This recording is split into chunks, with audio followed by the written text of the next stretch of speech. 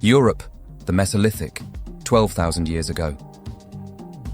The North Sea and English Channel were dry land where mammoths, rhinos and lions roamed. Rivers splintered into those now known as the Thames, the Rhine, the Seine, Meuse and Scheldt. Migrating along the 10,000 miles of river channels were the ancestral languages of the Basque, the Yeniseian and Haida. These speakers clustered to fend off the invading confederation of bear, wolf, bird and deer tribes. Legend has it that the Proto-Atlanteans also dealt with the Proto-Amazonian culture. Over Lake Atlantis, meteors comprised of creation metals streaked the sky and showered the earth. Particles nourished soil, spiked water, and deified DNA. The Atlanteans were blessed with mysterium, nth, and X-metal deposits. The science of metallurgy evolved into alchemy. The skill of industry evolved into magic. These disciplines enabled Atlanteans to explore reality 616 beyond the mortal sphere. Contact between Atlanteans and the Endless occurred. The most consequential involved magicians Calculha and Magistra. Arrogant, the duo signed a devil's bargain with Master Order and Lord Chaos. The Endless twins demanded agents to settle existential disputes. Calculha wished to deconstruct order. Magistra desired to direct chaos. And so, the opposing magicians conceived the twins Arion and Garn. The twins were educated in the city of the Golden Gate on Lake Atlantis.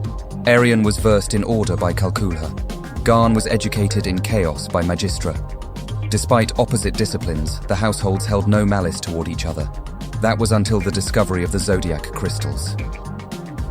Plucked from the lifestone tree on Gemworld, the crystals were endowed with all the knowledge and skill of Atlantis. The crystals then became sapient and were consulted for advice by alchemists and magicians. And what wisdom was imparted? That there is always a trade-off, always a price. There is no escaping the laws of equal and opposite reactions, unintended consequences, or that anything that can go wrong surely will. While Calculha accepted this wisdom, Magistra refused. Instead, she dispatched her best pupil, Garn, to seek the inverse within the dark multiverse. Garn did so, and returned mad. Magistra could not accept her son had risen to his incompetence. Arion posited that her failure was because Magistra eluded superiority upon herself. Humiliated, Magistra conjured a butterfly curse. Temperatures rose, glaciers melted, people were displaced, societies drowned. Arion recast the spell backward. He hypothesized the spell would ripple backward to undo the curse. Instead, all creation metal in Atlantis was rendered inert. There is always a trade-off, always a price, and Atlantis paid dearly. Invasion, exodus, flood. Goloka. You don't dig up Goloka. You excavate it. In the 17th century, a mutiny aboard a slave ship caused the vessel to run aground on the rocky shores of Atabar Teru.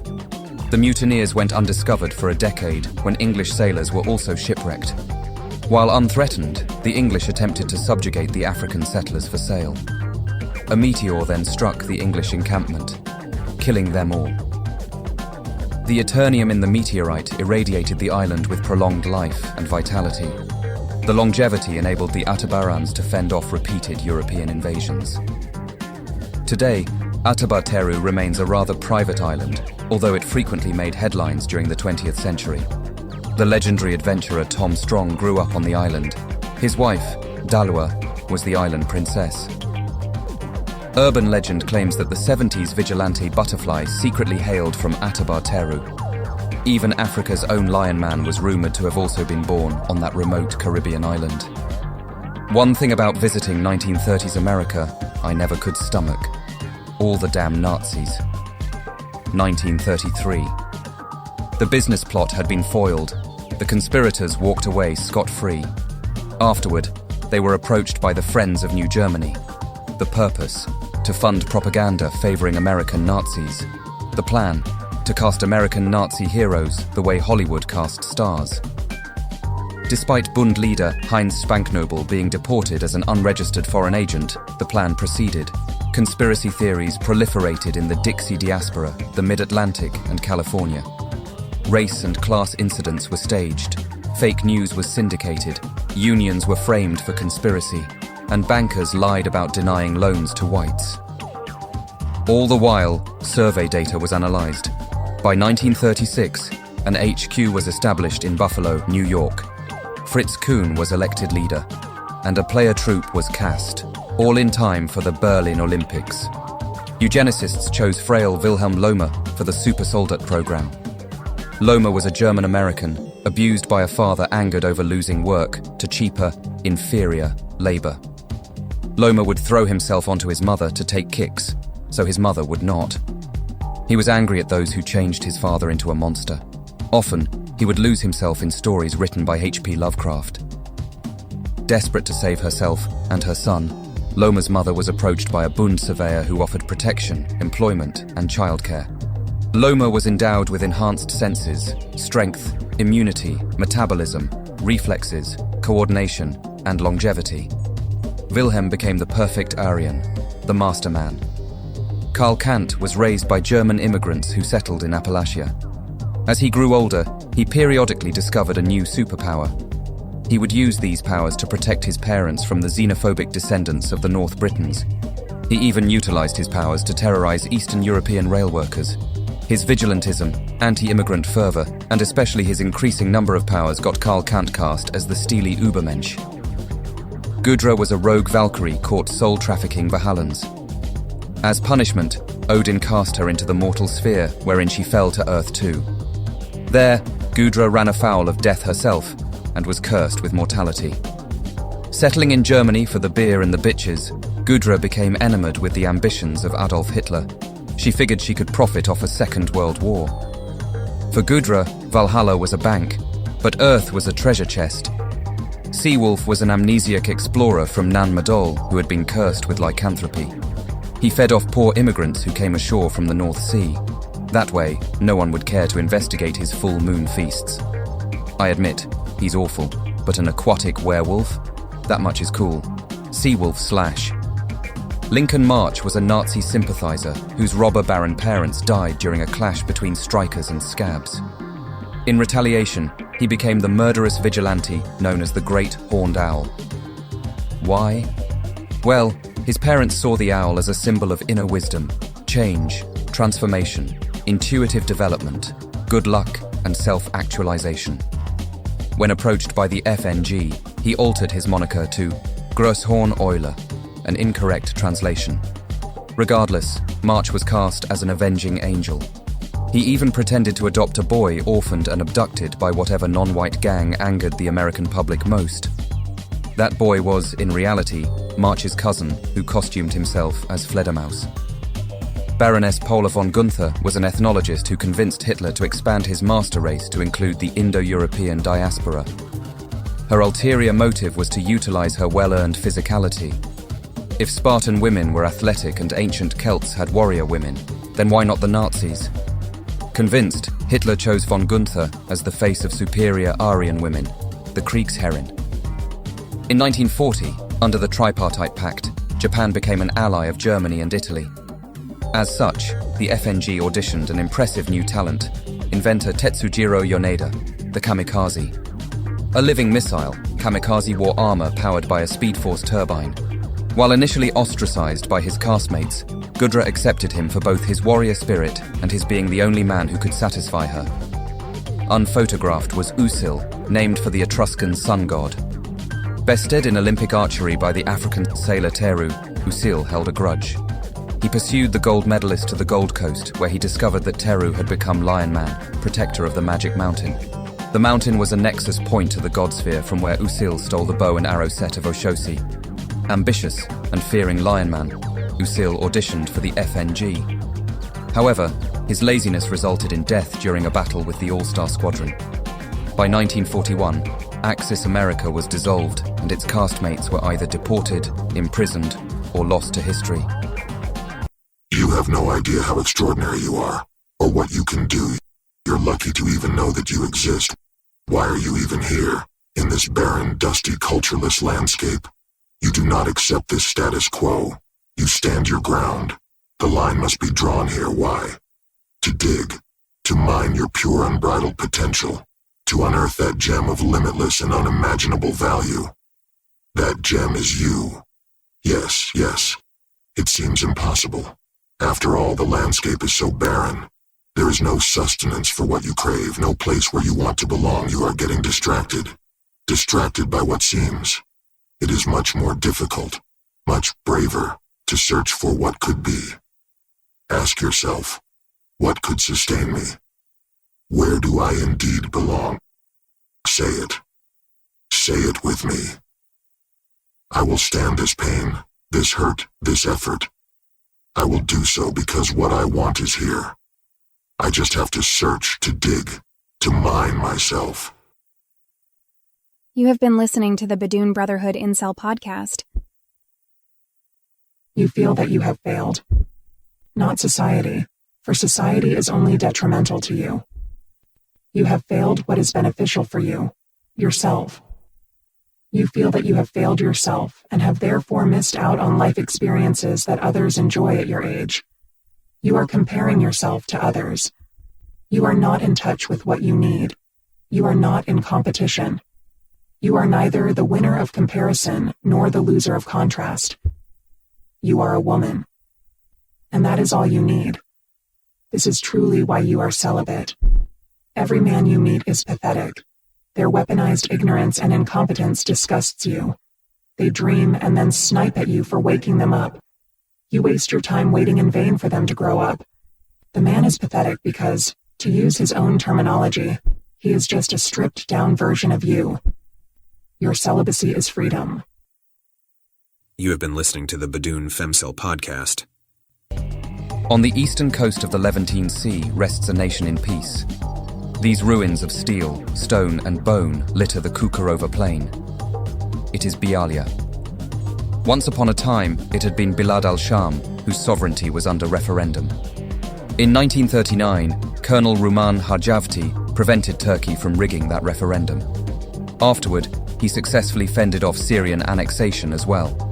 Hajavti resigned from the military and coronated himself king. Yet all did not end well. Bialya became an insignificant nation. That was until the Apocalypse War. Unlike its neighbours, Bialya remained ignored and intact. The nation became a staging ground to retake the Black and Caspian Seas. Requiring administration of reacquired territories, the World Army mandated stewardship of Adina to Bialya. The formerly Turkish province granted Bialya access to the Botas Ceyhan oil terminal. Endowed with wealth, not to mention wartime social reforms, Bialya prospered. However, that was war. Peace, on the other hand. While the victorious, surviving powers continued global humanitarian and defensive cooperation, they also mandated the restoration of antebellum borders and settlements. Bialya refused. And so, foreign-funded terrorism and insurgency ensued. Human rights, free healthcare, universal basic income, and food security programs were endangered. Queen Zazala, now decried for her Zaza descent, created the think tank Hive, Hajvati Intellectual Vocation Enlistment. However, think tanks require brain trusts. Enter hapless Hank Pym. His startup was faltering due to corporate mudslinging and sabotage. Zazala desired Bialya to be to miniaturization what Taiwan was to computer chips. Pym particles were utilized in border security, refineries, counter-espionage, agriculture, and neuromorphic chips. Zazala thought her nation would be ensured if Bialya could ensure global security. The result was Ultron, a hive mind of perfect drones with Zazala as its queen bee. Ultron drones were outfitted with Pym particles and deployed. A hive around the world. However, upon Zazala's suspicious death, Ultron sought a new queen, none other than Hank Pym. Feared as a de facto global monarch, Hank suffered paranoid delusions. He accused his wife Janet and his ward Karen Beecher of treason and attacked them. Afterward, Pym, as Yellowjacket, unleashed Ultron on the World Army. Joined by Janet as the Wasp and Karen as Bumblebee, the Justice Society penetrated the palace. Upon entering, Valkyrie famously said, "Pym, we would have words with thee." It was then Yellowjacket ordered Ultron to miniaturize Bialya into the microverse. The miniaturization was reckless and haphazard. Bialya was wiped clean of all life, a genocide of over 1 million inhabitants. Reporters and historians began to utter the name Hank Pym in the same breath as Terry Sloan. Currently, Pym is secured at World Army Site 42. Janet and Karen's whereabouts are unknown. I ask that you please respect their privacy. Japan. A nation known for importing energy. Despite this vulnerability, Japan persevered through the Apocalypse War. In the aftermath, a boon. GIRI, the nation's assay consortium, was the first to tap recovered vibranium for energy. Japan was no longer dependent on energy imports. To protect its big science action, GIRI created Big Hero 6. Smooth secret agent Honey Lemon was chosen for inventing the Power Purse. The purse accesses Hammer Space, a limbo realm. In there, Honey can store and retrieve an unlimited number of items. Her purse even enables her to reach into the microverse. Honey paid for her inventions by modeling for Van Dyne Fashion House alongside future private investigator Dakota North. Teenager Hiro Okamura was a precocious youth who attended the prestigious Tasuka Advanced Science Institute. Intuitively, Hiro discovered the school was a disguised think tank wherein science projects doubled for secret military experiments. To escape, he upgraded the AI animatronic Baymax. With his robotic bodyguard, Hiro blackmailed the Institute into releasing him. But when the hitman Everwraith attempted to assassinate him, Hiro exposed the Institute. To save face, Japan thought it best to work with Hiro rather than combat him. But Hiro lets Japan know who is toying with whom. And so, Hiro is now known as the Toy Man. Hiro then recruited to his cause the like-minded Leiko Tanaka, a student at the Tokyo University of Science. Turns out, the university exploited student research for the covert Blackhawks. Hot-headed, Leiko invented armor to sabotage Blackhawk operations. She avoided charges of global treason due to Toyman's intervention. Now, she is Go-Go, the rollerblading Revenger. Underground cage fighting is out, rogue bot battles are in, and no rogue bot battler is better than Sunny Sumo. No opponent is off limits. Rogue bots, Reach, and even parademons tap out from Sunny Sumo. Sumo knew not what enabled him to endure such bouts. Then a rogue father box synced with his psyche. The father box was meant to track the anti-life equation, but instead desired to lose its wielders, the pop culture parasites known as the Super Young Team. Sunny was an avatar of the anti-life equation, the opposite of all free will. Gathering 5 others, Sumo and Father Box defeated the Super Young Team at the Happy Land amusement park. The team is led by Izumi Yasunari, aka Rising Sun. Descended from Hiroshima survivors, Izumi is that rarity on Earth 2, a mutant. During the Apocalypse War, he saved Japan single-handedly from raining hell spores. Afterward, Rising Sun rescued Japan from Ultron drones. He is so beloved by his countrymen that his sister Kaori has promoted a cult of personality around him. Unbeknownst to Kaori, her marketing gurus are none other than the Super Young Team. Big Hero 6 is headquartered at the Cool World amusement park, formerly known as Happy Land. 6 heroes, 6 superpowers, 6 times the big science action.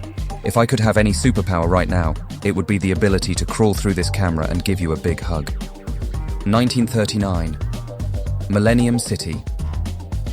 Sarah Starr, inventor of the Argo harness, pioneered the first-generation Black Hawk jets. This endeavor inspired both Britain's Royal Flying Navy and Millennium's aerial avenger, Sky Captain. During the Apocalypse War, the Black Hawk name was rebranded. Today, the Black Hawks are Earth's special mission force. Its purpose? To defend Earth from Omega-level technology. All such technology is remanded to codename God Garden. Recently, Black Hawk Intel has overheard chatter on a new religion known as the Silver. Originally not a valley at all, Blue Valley became one when Aerovans carpet-bombed Omaha. Before Lowlies could install a fire pit, the World Army seized the site. Afterward, refugees settled to rebuild a new true blue heartland. Today, Blue Valley is modeled on mid-20th century aesthetics. Fittingly, the city is home to several all-American heroes. Through its venture philanthropy, the American Dream is the largest employer. The Justice Society Brownstone is Blue Valley's #1 tourist attraction. But not all is idyllic. You see, the city is ground zero for America's many culture wars. Settlers came from far and wide. Superheroes and supervillains often clash. State politicians want a return to normalcy. New girl in town Courtney Whitmore is just trying to fit in. Hey, a girl's gotta do what a girl's gotta do.